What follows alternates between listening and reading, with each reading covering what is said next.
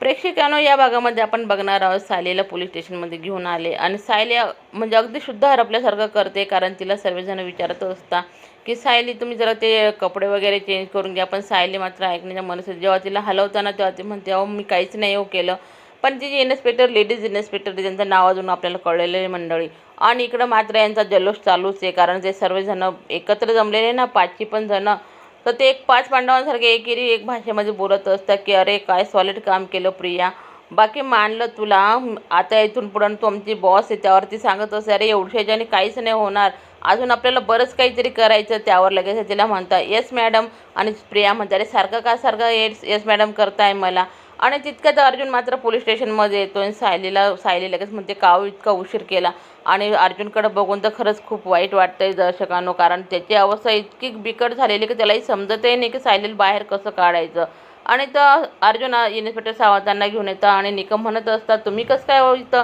त्यावर लगेच सावंत म्हणतं अहो मी ह्या फॅमिलीला चांगलं ओळखतो, ते असं काही करूच नाही शकत. आणि तुम्हाला माझ्याकडनं काही माहिती हवी असेल ना निकम, तर मी तुम्हाला पूर्णपणे माहिती देईल त्या घराण्याची. आणि अर्जुन सायलीजवळ जाऊन सायलीला म्हणतो हे बघ तू धीर सोडू नको सायली, मी काहीतरी प्रयत्न करतो, तू काही टेन्शन घेऊ नको. त्यावर सायलीला असं वाटतं की म्हणजे आज काही इथून बाहेर जाणार नाही. आणि तिला लगेच चेंजिंग रूमकडे घेऊन जात आहे प्रेक्षकांनो. आणि सेलमध्ये टाकल्यानंतर तिला ती जे इन्स्पेक्टर असते ना, ती म्हणत असते हे बघा तुम्हाला चांगलं माहिती आहे की आम्ही काय करतोय, तुम्ही ऐकून तर घ्या आमचं आलं. पण अर्जुनसुद्धा हट्ट करत असतो की मला सायलीला एकदा भेटायचं आहे. आणि इन्स्पेक्टर साहेब रिक्वेस्ट करत आहे की 2 मिनटं त्यांना भेटू द्या मॅडम. आणि असं म्हणून अर्जुन सायलीला भेटायला जातोय.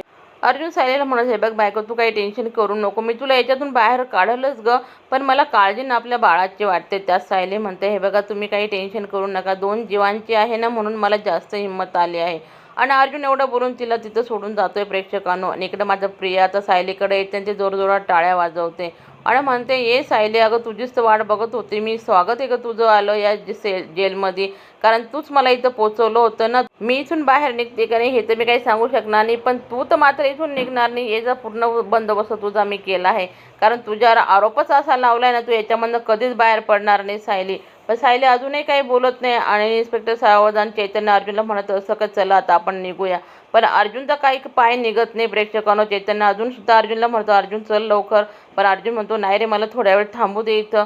चैतन्य अर्जुनला म्हणतो हे बघ अर्जुन, अरे तू इथं किती वेळ बसला ना, तुझा पाय काही निघणार नाही. कारण तू सायली वहिनीला सोडून नाही रे येऊ शकत. आणि इकडं सेलमध्ये प्रिया दिसते ना, तर जी हवालदार नसते ना, ती येते काय गं तू इथं काय करत होती गं. तर ती म्हणते नाही ती माझी मैत्रीण होती ना, तिला भेटायला आली ती मॅडम. कारण तिथं तिला सांगावं लागेल ना, तिचं स्वागत करावं लागणार नाही, ती मुद्दामून करत असते. आणि ती दुसरी हवालदारीने जी प्रियाची तिने खास तिच्यासाठी नेमलेली असते ना, ती म्हणत असते की कागद तू तिला इथून पुढे इथं मला ही दिसली ना, तुझा विचार तू करून ठेव. कारण तुला माहिती मी जेलर साहेबांना तुझी कंप्लेंट करल. आणि ती हवालदार सेल उघडते आणि सायलीला म्हणत असते हे बघ तुझे जे काही कपडे दागिने वगैरे असे ना सर्व काढून माझ्याजवळ दे बरं का. आणि सायली एक एक वस्तू काढते प्रेक्षकांनो. आणि हे मात्र अर्जुन बघून अर्जुनलाही खूप वाईट वाटतंय. आणि तितक्या तिच्या मंगळसूत्राला ते हात लावते ती हवालदारी. पण ती लगेच म्हणते मंगळसूत्र मी काढणार नाही, काही झालं तरी मी माझं मंगळसूत्र काढणार नाही. आणि ती म्हणते अगं तुला काढावंच लागल. तितक्या ती दुसरी एक हवालदारीने ती म्हणते हे बघ ठीक आहे तुला काढायचं नसेल तर काढू नको, पण हे दुसरं एक मंगळसूत्र आहे ना तू हे घाल. कारण सोन्याच्या वस्तू ह्या जेलमध्ये चालत नाही आणि ते घालता येणार नाही.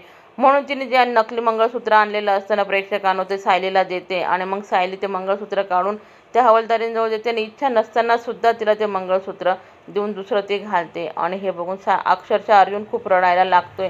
आणि अर्जुनची खरंच अवस्था खूप बिकट आहे प्रेक्षकांनो. त्याच्याकडे बघून खरंच खूप कीव येते, खूप वाईट वाटते की अशी परिस्थिती कोणावरही नको यायला पाहिजे. आणि इकडं मधुभाऊ मात्र सर्वांना घेऊन सुभेदारांच्या घरी आलेले. आणि ते म्हणत असं हे माझ्याचमुळे झालं आहे.